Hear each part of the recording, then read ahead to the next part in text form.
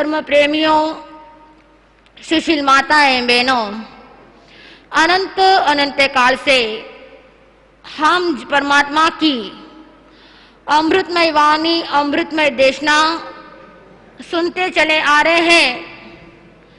परमात्मा ने कहा जीवन के अंदर कुछ करना चाहिए। जो मिला है समय, उसे क्या करना? सार्थक करना।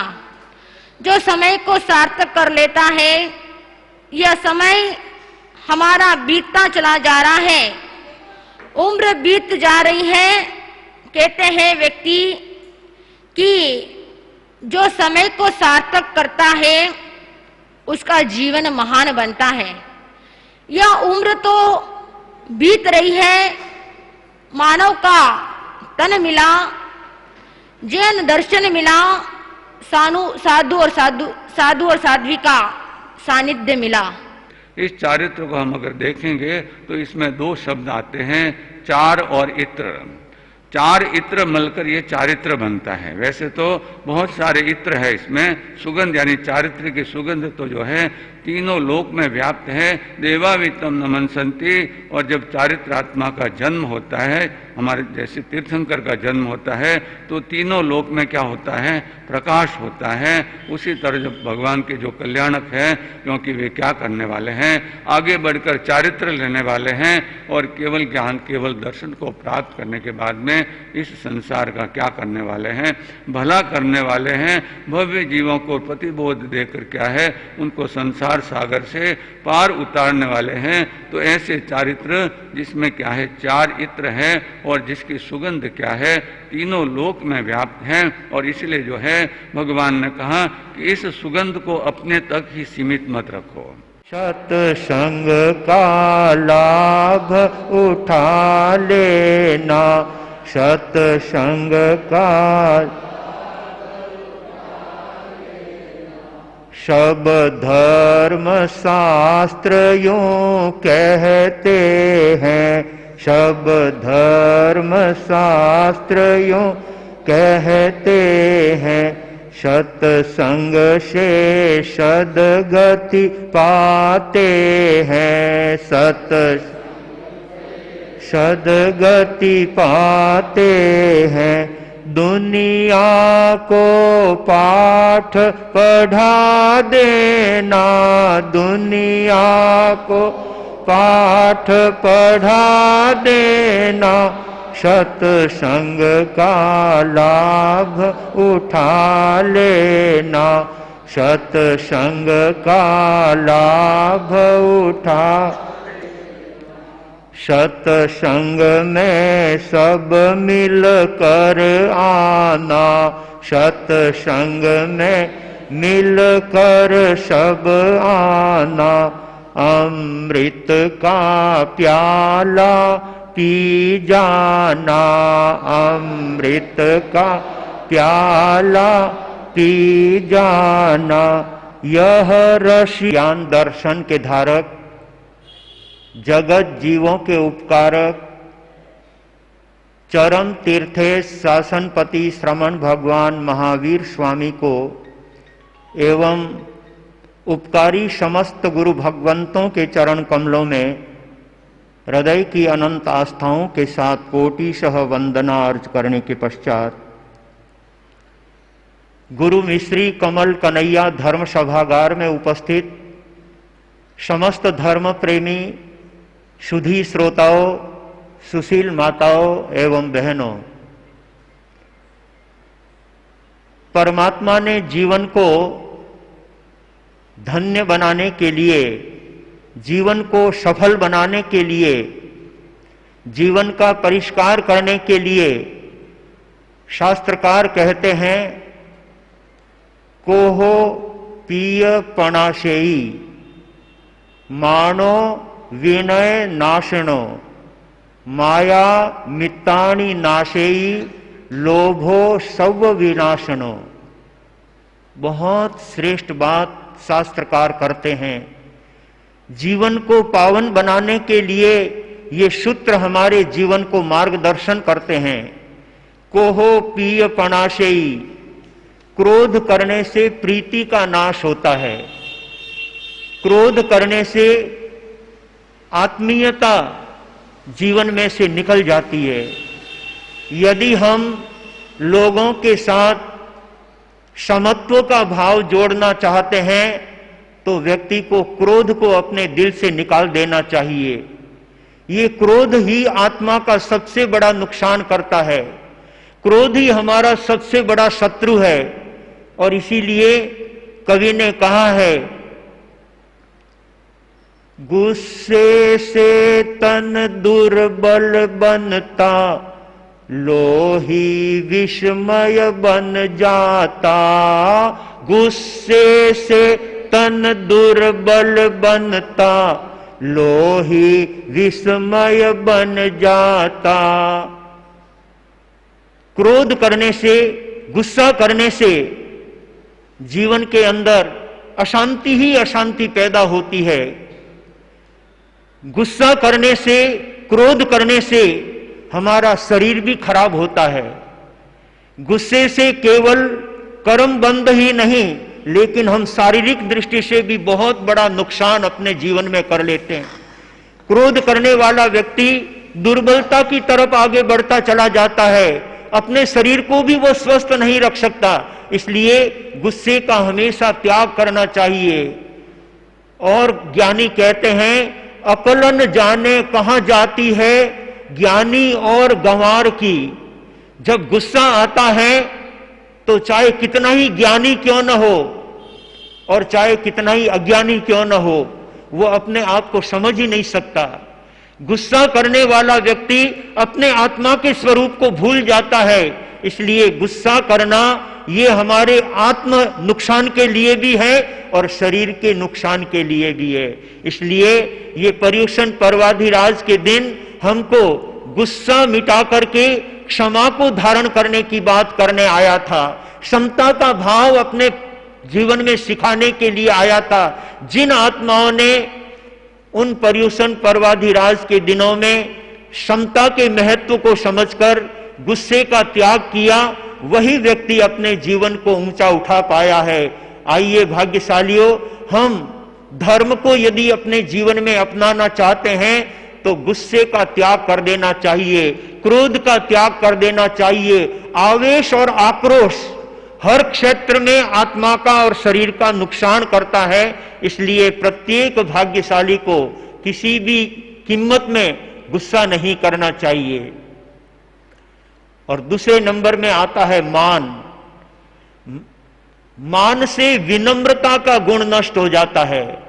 मान से व्यक्ति की नम्रता दिल से निकल जाती है। जो अहम रखता है, घमंड रखता है, गर्व रखता है, वह व्यक्ति कभी दूसरों के साथ नम्रता का व्यवहार नहीं कर सकता। इसलिए मानो विनय नाशनो, मान हमारे विनय का नाश करता है। लेकिन आपको जानना चाहिए कि लोगों के दिल में वही व्यक्ति जगह बना सकता है जो बड़ों के प्रति और विशिष्ट लोगों के प्रति विनम्रता का भाव रखता है, सरलता का भाव रखता है। अपने जीवन के अंदर दूसरों के सामने झुककर चलने की जहां भावना होती है, वहां पर आत्मा का उत्कर्ष होता है। मान करने वाला कभी अपने जीवन के अंदर आगे नहीं बढ़ सकता। इसलिए ज्ञानी कहते हैं, क्यों गर्व करे रे गैला, क्यों गर्व करे रे गैला, थारी देह रेत में रेला, थारी देह रेत में रेला, क्यों गर्व करे रे गैला, क्यों गर्व करे रे गैला। धन जोड़ जोड़ किया भेला, धन जोड़ जोड़ किया भेला, साथे नहीं चाले अधेला, साथे नहीं चाले अधेला, क्यों गर्व करे रे गैला, क्यों गर्व करे रे गैला। थन सतगुरु देवे हेला, थन सतगुरु देवे हेला। सतसंग सुनावती रेला, सतसंग सुनावती रेला। क्यों गर्व करे रे गैला, क्यों गर्व करे रे गैला। गर्व करे सो गिवारो, गर्व करने वाले को ज्ञानी नहीं लेकिन गंवार कहा जाता है।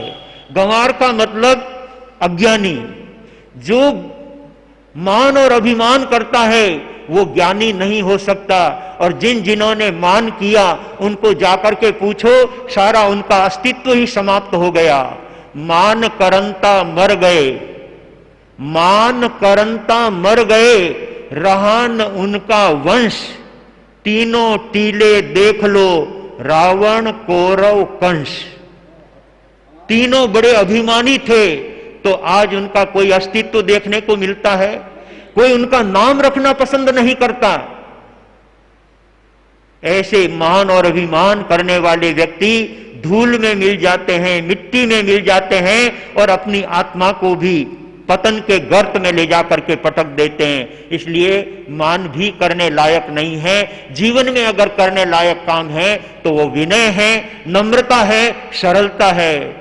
झुक जाना रे बड़ों के आगे, झुक जाना, झुक जाना रे बड़ों के आगे, झुक जाना। झुकने में बड़ा गुण होता है, झुकने में बड़ा आनंद होता है। झुकने वाला कहीं तकलीफ में नहीं रहता है, लेकिन जो अकड़ होता है वह टूट जाता है। नदी के किनारे बड़े बड़े जो वृक्ष होते हैं वो अपने आप में समझते हैं कि हमारे जैसा आकाश को छूने वाला कोई नहीं, लेकिन जब नदी का गहरा पूर आता है तो वे अकड़ खड़े पेड़ उस नदी के किनारे से टूट करके बह जाते हैं। परंतु जो नम्र होकर के चलने रहने वाली घास, उसका वो नदी कुछ बिगाड़ नहीं कर सकती, उसका बहाव कुछ भी नुकसान नहीं कर सकते। इसलिए झुकने में सार है। ज्ञानी कहते हैं मान अभिमान को छोड़ो, नम्रता और सरलता को अपने जीवन के अंदर धारण करो। और माया मित्तानि नाशेई, माया करने से मित्रता का नाश होता है। छल कपट करना, दंभ करना, प्रपंच करना, ठगाई करना, ये हमारे जीवन के अंदर आत्मा को दुर्गति में पटकने वाला है। माया मित्तानि नाशेई, माया करने से, छल कपट करने से मित्रता का नाश होता है। जहां मित्रता होती है वहां कोई दुराव और छिपाव नहीं होता, लेकिन जहां दुराव और छिपाव होता है वहां पर मित्रता कभी नहीं रह सकती। इसलिए ज्ञानी कहते हैं माया जीवन के हर क्षेत्र में पतन करने वाली है, आत्मा को दुर्गति के गर्त में ले जाकर के डालने वाली है। और लोभो सर्व विनाशनो, लोभ तो सर्व गुणों का नाश करने वाला है। इसलिए व्यक्ति को अपने जीवन में जो सहज में मिल रहा है, प्रकृति हमें सहज में जो दे रही है, उसी में संतोष धारण करके व्यक्ति को हमेशा सद्गुण आगे बढ़ाने में लक्ष्य रखना चाहिए। जो सद्गुणों को धारण करता है वह अपने जीवन को परम पावन बना लेता है। पर्युषण पर्वाधिराज की हम सुंदर आराधना करके अभी आए ही हैं। ऐसे पर्युषण पर्वाधिराज के तुरंत बाद में हमारे जीवन में कितनी विनम्रता हो, कितनी सरलता हो, कितनी निराभिमानता हो और कितनी समता भावना हो, ये जीवन के अंदर लाने जैसी बातें हैं। जो अपने जीवन के अंदर ऐसे सद्गुणों को धारण करता है वो जीवन को धन्य और पावन बना देता है। लोभ हर क्षेत्र के अंदर आत्मा का पतन करने वाला होता है। ऐसा जानकर हमें अपने जीवन में संतोष गुण को धारण करने की आवश्यकता है। और उस संतोष को धारण करने वाला व्यक्ति हमेशा ऊंचाइयों को छूने वाला होता है। सुदामा के मन में संतोष था, तो उसे कोई अपेक्षा नहीं थी, जो मिलता उसी से अपने जीवन का निर्वाह करता।